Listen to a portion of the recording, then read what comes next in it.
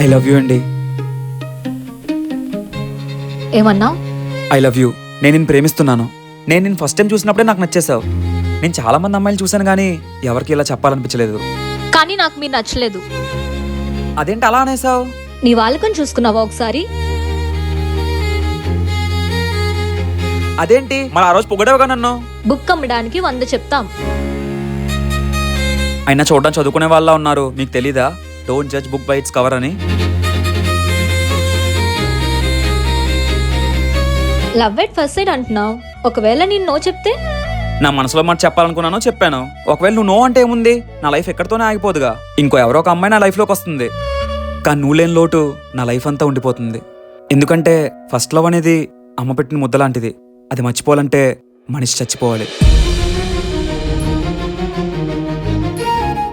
నా మీద ఉన్న ప్రేమని మీ అమ్మతో కంపేర్ చేసా చూడు, అక్కడ నచ్చావు.